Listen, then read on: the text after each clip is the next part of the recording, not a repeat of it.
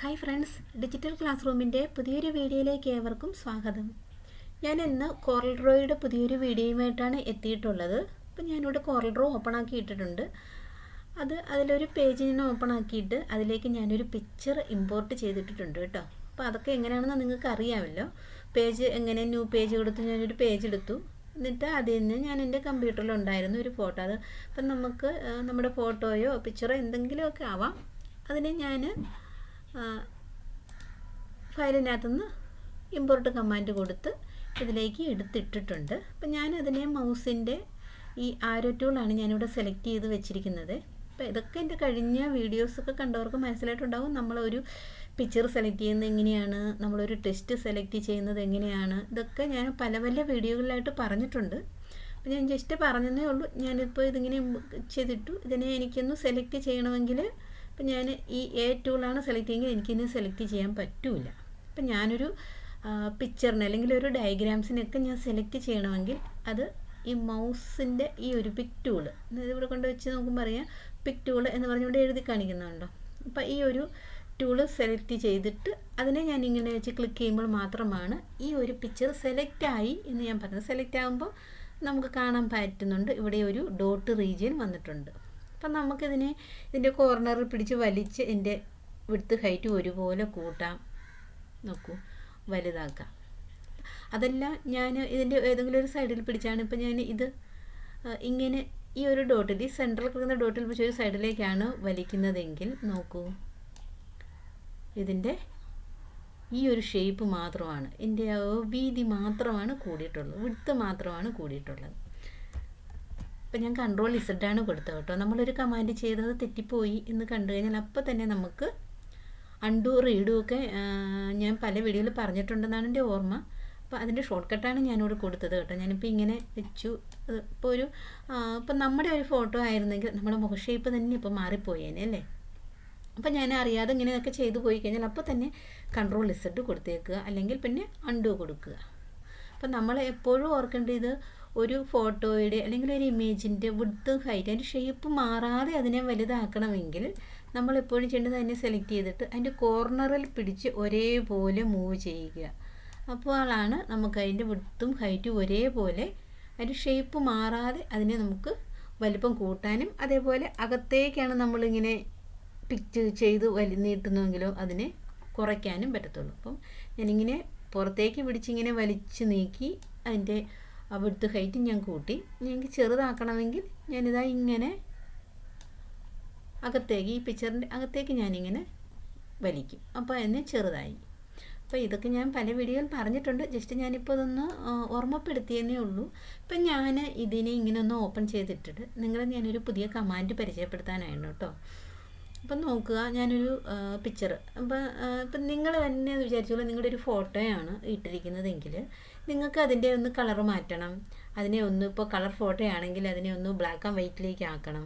ഇതൊക്കെ ചെയ്യണമെങ്കിൽ നമ്മൾ പെട്ടെന്ന് ഓർക്കും നമുക്ക് ഫോട്ടോ എഡിറ്റിംഗ് അല്ലെങ്കിൽ ഫോട്ടോഷോപ്പ്. അപ്പം നമുക്ക് കോറൽ ഡ്രോയിൽ ഇതൊക്കെ പറ്റും കേട്ടോ. അപ്പോൾ അത് ജസ്റ്റ് എന്താണ് എന്നൊന്ന് കാണിക്കാൻ വേണ്ടിയിട്ടാണ് ഞാൻ ഈ പിക്ചർ ഇവിടെ ഇങ്ങനെ ഓപ്പൺ ചെയ്തിട്ടത്. അപ്പം നോക്കുക, ഞാനും ഇങ്ങനെ ചെയ്തു. അപ്പം നമ്മൾ എപ്പോഴും ഓർക്കേണ്ടത്, ഞാനിവിടെ ഓപ്പൺ ചെയ്തിട്ടിട്ട് ഞാൻ വെറുതെ ഇങ്ങനെ നോക്കിയാലൊന്നും ഇത് കിട്ടില്ല. നോക്കൂ, ഞാനിപ്പോൾ ഇവിടെ പരിചയപ്പെടുത്താൻ തുടങ്ങിയത് ഈ ബിറ്റ് മാപ്പ് എന്ന് പറയുന്ന ഈ മെനുവിനകത്തുനിന്ന് ഈ മോഡ് എന്ന് പറഞ്ഞ കമാൻഡ് എടുത്ത് ഇതാണ് ഞാൻ പരിചയപ്പെടുത്താൻ ഉദ്ദേശിച്ചത്. പക്ഷേ ഇതൊന്നും എനിക്ക് കിട്ടില്ല. അങ്ങ് നോക്കൂ, ഇതൊന്നും എനേബിൾ അല്ല. എന്തുകൊണ്ടാണെന്ന് മനസ്സിലായിട്ടുണ്ടാവുമല്ലോ. കാരണം ഞാനിതിനെ സെലക്ട് ചെയ്തിട്ടില്ല. നോക്കൂ, ഈ സെലക്ട് ചെയ്തിട്ടുണ്ടെങ്കിൽ ഇങ്ങനെ ഒരു റീജിയനും വന്നേനെ. അപ്പോൾ നിങ്ങൾ എപ്പോഴും ഓർക്കണം, കാരണം പലരും സംശയം പറയുന്നുണ്ട്, ഞാനിത് ചെയ്തിട്ട് നോക്കുമ്പോൾ കമാൻഡ് കാണണില്ലല്ലോ, നിങ്ങൾ ക്ലിക്ക് ചെയ്ത് അതേ മെനുവിൽ ക്ലിക്ക് ചെയ്തിട്ട് ആ കമാൻഡ് അവിടെ ഡിസേബിൾ ആണല്ലോ എന്ന്. അപ്പം നിങ്ങൾ ഓർക്കേണ്ടത് എന്താണെന്ന് വെച്ചാൽ, നിങ്ങൾ പിക്ചർ ആണെങ്കിൽ നിങ്ങൾ ഈ പിക് ടൂൾ ഉപയോഗിച്ച് അതിനെ സെലക്ട് ചെയ്തിട്ടുണ്ടാവില്ല. അതല്ല ലെറ്റർ ആണെങ്കിൽ, ഇപ്പോൾ ലെറ്റർ ഒരു ഒറ്റൊരു ബ്ലോക്കായിട്ടാണ് നിങ്ങൾ ചെയ്തിരിക്കുന്നതെങ്കിൽ, ഇപ്പോൾ ഞാൻ കാണിച്ചു തരാം.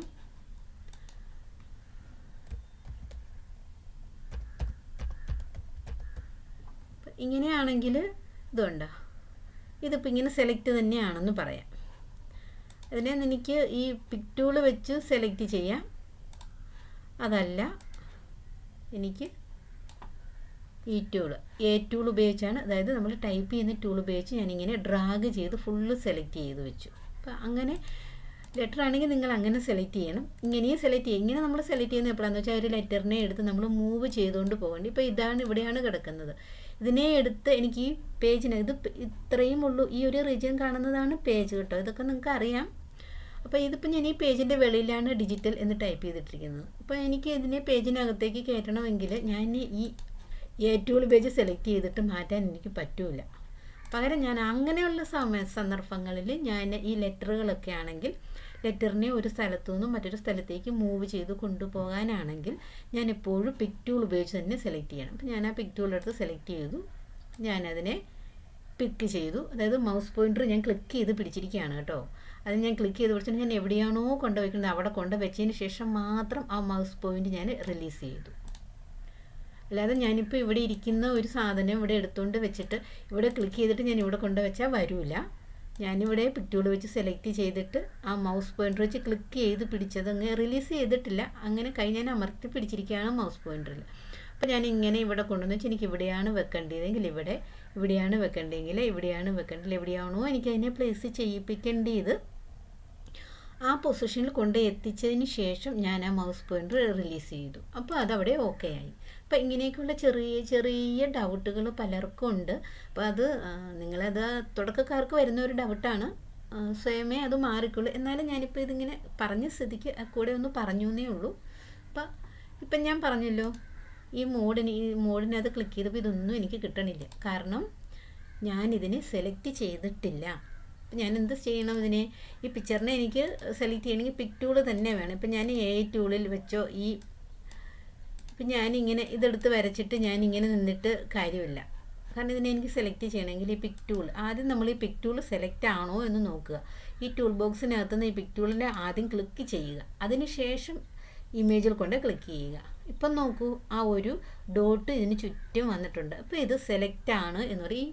ഈ പിക്ചർ ഇപ്പോൾ സെലക്ട് ചെയ്തിരിക്കുകയാണ്. അതിനുശേഷം നിങ്ങൾ ഏത് കമാൻഡാണോ കൊടുക്കാൻ ഉദ്ദേശിക്കുന്നത്, ഇപ്പം ഞാനിവിടെ ബിറ്റ് മാപ്പിൽ മോഡ്, ഇപ്പം നോക്കൂ ഈ കമാൻഡുകളൊക്കെ നമുക്ക് കിട്ടിയിട്ടുണ്ട്. അപ്പം ഞാനിതിനെ സെലക്ട് ചെയ്തത് കൊണ്ടാണ് ഈ കമാൻഡുകളൊക്കെ ഇപ്പോൾ എനിക്കിവിടെ കിട്ടിത്തുടങ്ങിയത്. അപ്പോൾ അത്രയേ ഉള്ളൂ. അപ്പോൾ ആദ്യം നിങ്ങളിതൊന്ന് ശ്രദ്ധിക്കുക. കാരണം പലർക്കും ഇത് ഞാനൊന്ന് കൊടുത്തിട്ട് എനിക്ക് കിട്ടണില്ലല്ലോ എന്ന് ചോദിക്കുന്നവർക്ക് വേണ്ടിയിട്ടാണ് ഞാൻ ഇത്രയും പറഞ്ഞത്. നിങ്ങൾ ആദ്യം അതൊന്ന് ശ്രദ്ധിച്ച് നോക്കുക. നിങ്ങളതിനെ ടൈപ്പ് ചെയ്ത് മാറ്ററാണെങ്കിൽ നിങ്ങളതിനെ ഏറ്റവും വെച്ച് ഡ്രാഗ് ചെയ്ത് സെലക്ട് ചെയ്തിട്ടാണോ അതിൻ്റെ ഫോണ്ട് മാറ്റി കൊടുക്കാൻ ശ്രമിച്ചത്. ഇനി ഡയഗ്രാംസോ പിക്ചറോ വല്ലതും ആണെങ്കിൽ പിക് ടൂൾ വെച്ച് സെലക്ട് ചെയ്ത് വെച്ചിട്ടാണോ നിങ്ങൾ ഈ കമാൻഡ് കൊടുക്കാൻ ശ്രമിച്ചത് എന്ന് ആദ്യം ഒന്ന് ശ്രദ്ധിച്ച് നോക്കിക്കോളുക കേട്ടോ. ഇപ്പോൾ എനിക്കിവിടെ കിട്ടുന്നുണ്ട്. അപ്പോൾ വിറ്റ് മാപ്പിനകത്തുനിന്ന് ഇപ്പം ഞാനിവിടെ ബ്ലാക്ക് ആൻഡ് വൈറ്റ് 1 വിറ്റ്, അത് ആ 1 വിറ്റ് എന്നൊക്കെ പറയുന്നത് ആ ഒരു കളർ കോഡാണ് കേട്ടോ.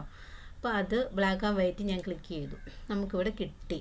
അപ്പോൾ നോക്കൂ, ബ്ലാക്ക് ആൻഡ് വൈറ്റിൽ ഒരെണ്ണം കാണിക്കുന്നുണ്ട്. ഇത് പ്രിവ്യൂ ആണ് കേട്ടോ. നമ്മളിവിടെ ഓക്കെ കൊടുത്താൽ മാത്രം ആ പിക്ചർ ഇപ്പോൾ അങ്ങനെയായി മാറും. അപ്പോൾ നിങ്ങൾക്കിവിടെ സംഭവിക്കുന്നത്, ഇപ്പോൾ നിങ്ങളുടെ ഫോട്ടോ ആണെങ്കിൽ നിങ്ങൾക്ക് അതിൻ്റെ പ്രിവ്യൂ ഇവിടെ കാണാൻ സാധിക്കും. അപ്പോൾ നിങ്ങൾ ആദ്യം ഇത് മതിയോ എന്ന് നോക്കുക. നിങ്ങൾക്കത് മതി എന്ന് തോന്നിയെങ്കിൽ നിങ്ങൾ ഓക്കെ കൊടുക്കുക. അപ്പോൾ ഇവിടെ ഹാൽട്ടോൺ എന്ന് പറഞ്ഞതാണ് കൺവേർഷൻ ചെയ്തിരിക്കുന്നത്. അപ്പോൾ ഇതിനകത്ത് നിങ്ങൾക്ക് കുറച്ച് ചോയ്സ് ഉണ്ട് കേട്ടോ. അപ്പോൾ അതെങ്ങനെ വേണം എന്നുള്ളത്, ഇപ്പോൾ ലൈൻ ആർട്ട് ആണെങ്കിൽ നോക്കൂ, ഇവിടെ പ്രിവ്യൂ അത് കാണിച്ചു. പിന്നെ അതിൻ്റെ ഇതൊക്കെ കോട്ടിയും കുറച്ചും കൊടുക്കാൻ നമുക്ക് ത്രഷോൾഡ് എന്ന് പറഞ്ഞൊരു ഓപ്ഷൻ ഇവിടെ കാണിക്കുന്നുണ്ട്. അപ്പോൾ ഇവിടെ അതിൻ്റെ വാല്യൂ കിടപ്പുണ്ട്. നമുക്കിവിടെ വാല്യൂ വേണമെങ്കിൽ ടൈപ്പ് ചെയ്തും മാറ്റി കൊടുക്കാം. ഇവിടെ ഇപ്പോൾ 25 ആക്കിയപ്പം അതിങ്ങനായി മാറി. ലൈൻ ആർട്ടിനകത്തുനിന്ന് ത്രഷോൾഡ് ഞാനിപ്പോൾ 25 ആക്കി കൊടുത്തപ്പോൾ ഇങ്ങനെയായി മാറ്റി. പിന്നെ ഇവിടെ ഇത് നമുക്കിവിടെ ടൈപ്പ് ചെയ്ത് കൊടുക്കാം. അതേപോലെ ഇവിടെ ഈ ഒരു പോയിൻ്റ് കിടക്കുന്നുണ്ടല്ലേ, ആ പോയിന്റിനെ നമുക്ക് അങ്ങോട്ടും ഇങ്ങോട്ടും മൂവ് ചെയ്യിച്ചുകൊണ്ട് ഞാൻ ഇങ്ങോട്ട് മൂവ് ചെയ്യിക്കുന്നതിനനുസരിച്ച് ഇവിടെ വാല്യൂ കൂടി വരുന്നതാണ്. നോക്കൂ, കൂടി ഇത് ഏറ്റവും ടോപ്പിൽ വന്നു 255 ലൈനായിട്ട് നോക്കൂ. ആ ലൈനുകളെല്ലാം അങ്ങ് വലുതായി കഴിഞ്ഞപ്പോൾ അത് ഫുൾ അങ്ങ് ബ്ലാക്കായി മാറി. കാരണം ഇതിൻ്റെ ബാക്ക്ഗ്രൗണ്ട് ബ്ലാക്ക് ആയതുകൊണ്ടാണ് കേട്ടോ. ഇതിൻ്റെ ബാക്ക്ഗ്രൗണ്ട് ബ്ലാക്കായി ഇതെല്ലാം ഒരുപാട് ഡോട്ടുകൾ ചേർന്നതാണ് ഒരു പിക്ചർ. അത് നമ്മുടെ ഫോട്ടോ ആണെങ്കിലും നമ്മുടെ കമ്പ്യൂട്ടറിൽ വരുമ്പോൾ അതിനെല്ലാം ഓരോ ഡോട്ടുകളാണ്. ഡോട്ടുകളെല്ലാം അങ്ങ് വലുതായി, മാക്സിമം വലുതാക്കിയപ്പോൾ എല്ലാം കൂടെ അങ്ങ് ഒറ്റ ഇതായി മാറിയപ്പോൾ നമുക്ക് ബ്ലാക്കിലേക്ക് വന്നു. അപ്പോൾ അതുപോലെ നമ്മൾ ഇങ്ങോട്ട് നോക്കൂ, ഞാൻ ഈ ലൈൻ കുറയ്ക്കുന്നതിനനുസരിച്ച് നോക്കൂ, ഇവിടെ ഓരോന്നോരോന്ന് പൊട്ടും പൊടിയുമായിട്ട് തെളിഞ്ഞ് വരാൻ തുടങ്ങി. അതിനനുസരിച്ച് ഇവിടുത്തെ വാല്യൂവും മാറുന്നത് നിങ്ങൾക്ക് കാണാം. 255 നിന്ന് 196 നോക്കൂ 160, 158, 124. അപ്പം നിങ്ങൾക്ക് അവിടെ ഈ പ്രിവ്യൂവിലും നിങ്ങൾക്ക് നോക്കാം. അപ്പം നിങ്ങൾക്ക് ഇങ്ങനെയാണോ വേണ്ടിയതെങ്കിൽ ഇവിടെ വെച്ച് നിങ്ങളതൊന്ന് ഓക്കെ കൊടുത്താൽ മതി. നമ്മുടെ ആ പിക്ചർ അതിങ്ങനെ ആയിട്ട് മാറും.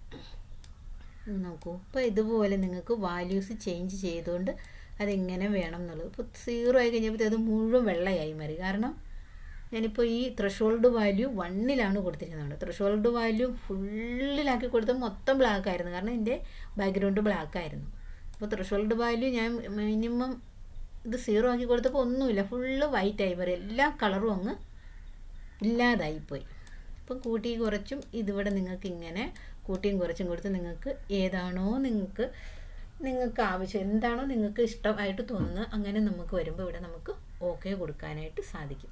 അതുപോലെ തന്നെ ഇപ്പോൾ ഇത് ഞാൻ അതിനകത്ത് ഓപ്ഷൻ കൺവേർഷനകത്ത് ലൈൻ ആർട്ടാണ് കാണിച്ചത്. അതുപോലെ ഓർഡേഡ് ഇത് നോക്കൂ, ഇതുണ്ട്. ഇവിടെയും നമുക്ക് ഈ പറയുന്ന സംഭവങ്ങളൊക്കെ ഉണ്ട് കേട്ടോ. ഇത് ഇങ്ങനെ കൂട്ടിയും കുറച്ചും ഇതാ നോക്കൂ, ഇതിനനുസരിച്ച് ഇവിടെ ഇങ്ങനെ മാറുന്നത് കാണുന്നുണ്ട്. അപ്പം നിങ്ങൾക്ക് നിങ്ങളുടെ പിക്ചറുകളെ അല്ലെങ്കിൽ ഫോട്ടോസുകൾ എന്തെങ്കിലും പിക്ചറുകളൊക്കെ എടുത്തിട്ട് നിങ്ങൾക്കിതിനെ ഇങ്ങനെ പല ബ്ലാക്ക് ആൻഡ് വൈറ്റിലേക്ക് അതിൻ്റെ പല ഓപ്ഷൻസ് ഉണ്ട്. ഓപ്ഷൻസ് ജാവിസ് നോക്കൂ, കുറച്ചും കൂടെ ഒരു എഫക്റ്റ് പല മാസികകളിൽ ചില ഫിലിമിൽ ഒക്കെ ഇങ്ങനെയൊക്കെ കാണാം. നമ്മുടെ ഫിലിമിലൊക്കെ ഉപയോഗിക്കുന്ന കൊളറൊന്നും അല്ല കേട്ടോ, അതൊക്കെ ശരിക്കും ഫിലിമിന് വേണ്ടിയിട്ടുള്ള സോഫ്റ്റ്വെയറുകളാണ്. പക്ഷെ ഞാൻ പറഞ്ഞാൽ നമുക്ക് ചെറിയ ചെറിയ ആവശ്യങ്ങൾക്ക് വേണ്ടിയിട്ട് നമുക്കിതൊക്കെ നമ്മുടെ കൊറലോയിൽ തന്നെ ഓപ്ഷൻസുകളുണ്ട് എന്നാണ് ഞാനിത് പറഞ്ഞത്. അപ്പം നോക്കൂ, ജാവിസ് കൊടുത്തപ്പോൾ അതിങ്ങനെയായി. ഇതിവിടെയും ത്രഷോൾഡ് അല്ല, അപ്പോൾ ഇൻറ്റൻസിറ്റിയാണ് വന്നത്. അത് നിങ്ങൾ നോക്കിക്കോളൂ. ലൈൻ ആർട്ടിലായിരുന്നു ത്രഷോൾഡ്, ഇപ്പോൾ ജാവിസ് കൊടുത്തപ്പോഴത്തേക്കും ഇൻറ്റൻസിറ്റിയാണ്. അതിങ്ങനെ കൂട്ടിയും കുറയ്ക്കുന്നതിനനുസരിച്ച് അതിൻ്റെ മാറ്റം നമുക്കിവിടെ ദൃശ്യമാകുന്നുണ്ട്. സ്റ്റക്കിയിലും ഇൻറ്റൻസിറ്റിയാണ് ഓപ്ഷൻസ് വരുന്നത്. ഇൻറ്റൻസിറ്റി കൂട്ടിയും കുറച്ച് നമുക്ക് കൊടുത്ത് ഇതിനെ സെറ്റ് ചെയ്യാനായിട്ട് സാധിക്കും. ഫ്ലോയിഡ് നോക്കൂ, ഇതൊക്കെ നല്ലൊരു മെത്തേഡുകളാണ്. ഞാൻ ഇതൊക്കെ ഇട്ട് ഓരോ വർക്കുകളൊക്കെ ഞാൻ ചെയ്യാറുണ്ട്. അപ്പോൾ പല ആൾക്കാരും ചെറിയ ചില DTP വർക്കുകൾ, ചെറിയ ഡിസൈൻസൊക്കെ വരുമ്പോഴേ ഞാനിങ്ങനെ ഇതൊക്കെ ഇങ്ങനെ ചെയ്യാറുണ്ട്.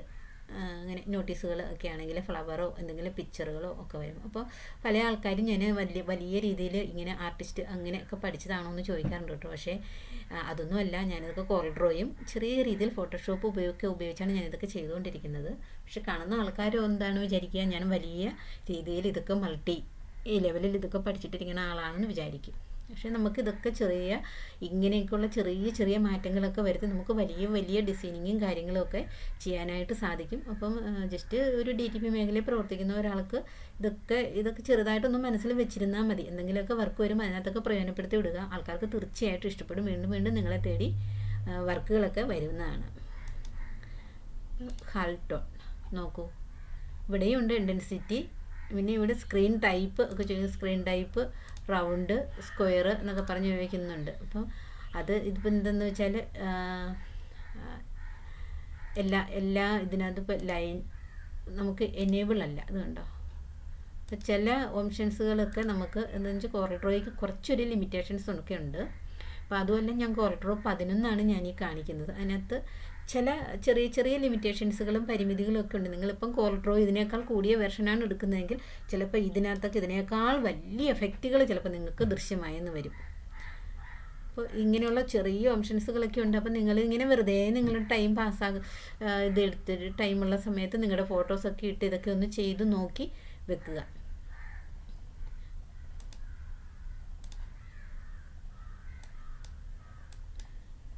നോക്കൂ, നമുക്ക് ഇങ്ങനെയൊക്കെ ഇതിന് ചെയ്യാനായിട്ട് സാധിക്കും. ഞാനിപ്പോൾ ഇവിടെ പ്രിവ്യൂ കാണിക്കുന്നതുകൊണ്ട് ഓക്കെ കൊടുക്കുന്നില്ല കേട്ടോ. ഓക്കെ കൊടുക്കണമെങ്കിൽ കൊടുക്കാം. പക്ഷെ ഞാൻ അടുത്ത കമാൻഡ് ഞാൻ കാണിക്കണമല്ലോ. അപ്പോൾ ഞാൻ എന്തായാലും CTRL+Z കൊടുക്കണം. അപ്പം ജസ്റ്റ് നമ്മളിപ്പോൾ ഓക്കെ കൊടുത്തു കഴിഞ്ഞാൽ നമ്മുടെ സ്ക്രീനിൽ കിടക്കുന്ന പിക്ചറുകൾ ഇങ്ങനെ ആവും. ഇനി നിങ്ങൾക്ക് സ്ക്രീനിൽ അങ്ങനെ ഇനി കാണണം എന്നുണ്ടെങ്കിൽ ജസ്റ്റ് ഞാൻ ഇതിപ്പോൾ ഒന്ന് കാണിക്കാം. നോക്കൂ, ആ പിക്ചർ ഇപ്പോൾ ഇങ്ങനെ ആയിട്ടുണ്ട്.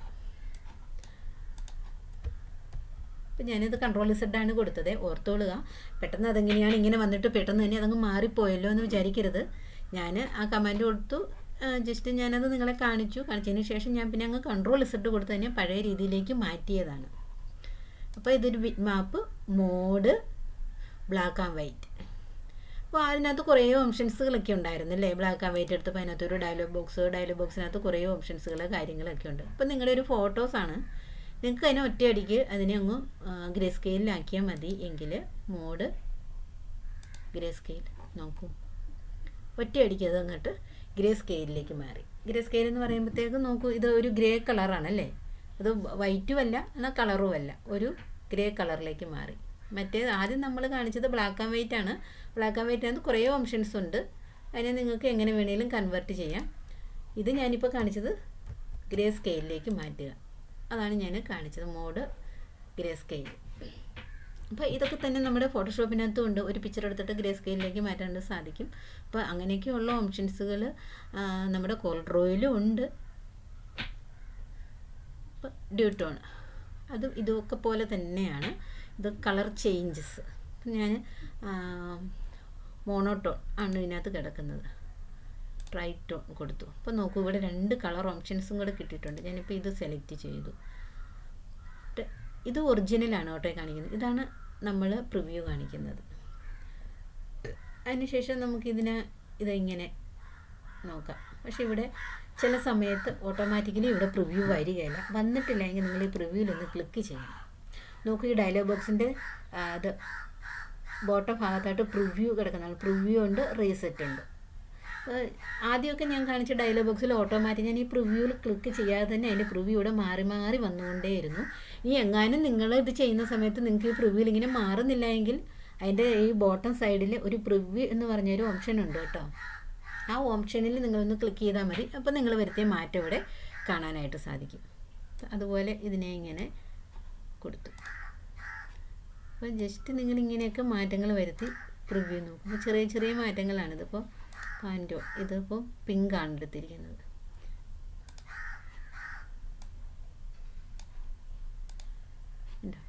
നല്ല ചെറിയ മാറ്റങ്ങൾ നിങ്ങൾക്ക് കാണാനായിട്ട് സാധിക്കും. ഞാൻ ഈ ലൈൻ ഇങ്ങനെ മാറ്റുന്നതിനനുസരിച്ച് ഇത് ക്ലിക്ക് ചെയ്ത് മൗസ് ഞാൻ റിലീസ് ചെയ്യാതെ ഇങ്ങനെ വലിച്ചുകൊണ്ട് പോവുകയാണ് കേട്ടോ. ഇങ്ങനെ ക്ലിക്ക് ചെയ്തിട്ട് ഇങ്ങനെ വെച്ചിട്ട് കാര്യമില്ല. മൗസ് പോയിൻ്റർ ക്ലിക്ക് ചെയ്ത് ഞാനിങ്ങനെ ഡ്രാഗ് ചെയ്ത് ഇവിടെ കൊണ്ട് വെച്ചതാണ്. ഇവിടെ കൊണ്ട് വെച്ചതിന് ശേഷമാണ് ഞാൻ മൗസിൽ നിന്നും എൻ്റെ കൈ റിലീസ് ചെയ്യുന്നത്. അതിനുശേഷം ഞാനിവിടെ പ്രിവ്യൂ ക്ലിക്ക് ചെയ്തു. നോക്കൂ, അപ്പോൾ നമുക്ക് ഇങ്ങനെയൊക്കെയുള്ള കളർ ടോണുകൾ ഇതിനകത്തും ഉണ്ട് ഓപ്ഷൻസുകൾ. മോണോട്ടോൺ ആണെങ്കിൽ ഈ ഒരു ഓപ്ഷൻസാണ് ഉള്ളത്, അത് ഉണ്ട് ഗ്രേ സ്കെയിലിലേക്ക് മാറി. കാരണം ഇവിടെ ബ്ലാക്ക് ആൻഡ് വൈറ്റിൻ്റെ കളർ ഓപ്ഷൻസ് മാത്രമേ അതിനകത്തുള്ളൂ. ഇതിനകത്താകുമ്പോൾ ഒരു ഓപ്ഷൻസും കൂടെ വന്നു, ബ്ലൂവും കൂടെ കയറി വന്നു. അതിൽ നിങ്ങൾക്ക് ഇതുപോലെ ചേഞ്ചസ് വരുത്തി നോക്കാം. അപ്പോൾ ഇതിങ്ങനെ ചില പിക്ചറിൻ്റെ മറവിലൊരു ഷെയ്ഡ് പോലെയൊക്കെ വരുന്നുണ്ട്. ഇങ്ങനെയും ചെയ്യാം, നമുക്ക് അല്ലാതെയും ചെയ്യാം, വേറെ മെത്തേഡിലും നമുക്ക് ചെയ്യാം. ഇപ്പോൾ ഈ ഒരു പിക്ചറിൻ്റെ ഷെയ്ഡ് പോലെയൊക്കെ ഇടാനായിട്ടാണെങ്കിൽ നിങ്ങൾക്ക് ഇങ്ങനെയും ചെയ്യാം, അല്ലാതെയും ചെയ്യാം. അപ്പം ഞാൻ ഇപ്പോൾ കാണിച്ചു തരാം.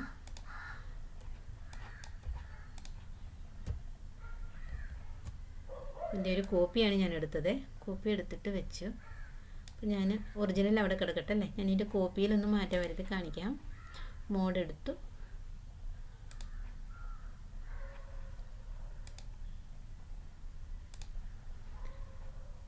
ഞാനിങ്ങനെ കളറൊക്കെ സെലക്ട് ചെയ്തിട്ട് ഇങ്ങനെ നിങ്ങൾ ഏതെങ്കിലും നിങ്ങൾക്ക് ഇഷ്ടപ്പെട്ടത് എടുക്കുക. എന്നിട്ട് ഞാനൊരു പ്രിവ്യൂ കൊടുത്തത് കുറേ കൂടിപ്പോയില്ലേ, ഒന്നും കാണാൻ പറ്റണില്ല.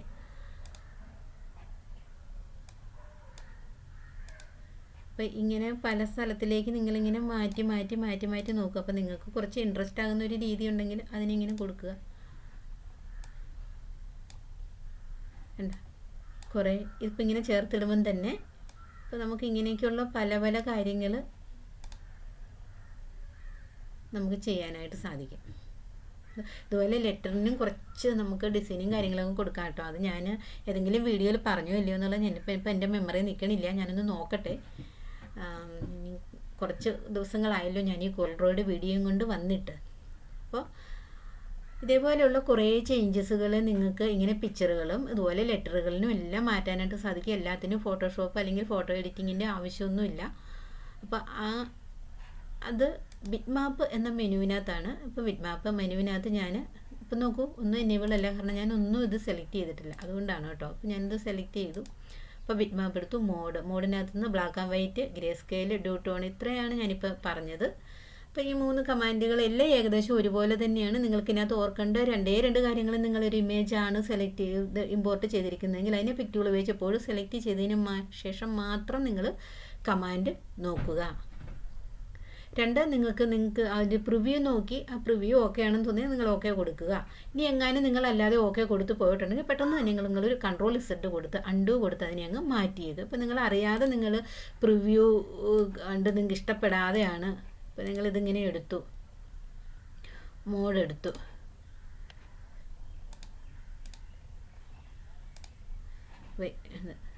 കണ്ടു, കൊടുത്തപ്പോഴാണ് നിങ്ങൾക്ക് മനസ്സിലായി നിങ്ങൾക്കിത് വേണ്ട എന്നുണ്ടെങ്കിൽ പെട്ടെന്ന് തന്നെ നിങ്ങളങ്ങോട്ട് കൺട്രോൾ Z കൊടുത്തേക്കുക. അപ്പോൾ ഓക്കെ ആയി. പഴയ അതേ മെത്തേഡിൽ നിങ്ങൾക്ക് കിട്ടിയിട്ടുണ്ട്. അപ്പം ഈ ഒരു 3 കമാൻഡ് നിങ്ങളെല്ലാവരും ഒന്ന് ചെയ്ത് നോക്കുക. നിങ്ങളുടെ ഫോട്ടോസൊക്കെ വെച്ച് ചെയ്ത് നോക്കുക. അപ്പോൾ നിങ്ങൾക്ക് കൂടുതൽ ഇൻട്രസ്റ്റ് ആയിട്ടിരിക്കും കേട്ടോ. നിങ്ങളുടെ ഫോട്ടോസ് ഇങ്ങനെ എടുക്കുക, അതിനെ കളർ മാറ്റം വരുത്തുക, അല്ലെങ്കിൽ വേറെ എന്തെങ്കിലും ഇപ്പോൾ ഒറ്റയ്ക്ക് ഒരു പിക്ചർ ഇങ്ങനെ ചെയ്തുകൊണ്ടാണ് നിങ്ങൾക്ക് ഇൻട്രസ്റ്റ് ഇല്ല. ഏതെങ്കിലും ഒരു വർക്കിനകത്ത് നിങ്ങൾ നിങ്ങൾക്ക് ഒന്ന് അപ്ലൈ ചെയ്ത് നോക്കുക. അപ്പോൾ നിങ്ങൾക്ക് തീർച്ചയായിട്ടും ഇതൊക്കെ വളരെ ഇൻട്രസ്റ്റ് ആയിട്ട് തോന്നും. അപ്പോൾ ഈ 3 കമാൻഡുകളുടെ കൂടി ഞാൻ ഇന്നത്തെ വീഡിയോ ഇവിടെ സ്റ്റോപ്പ് ചെയ്യുകയാണ്.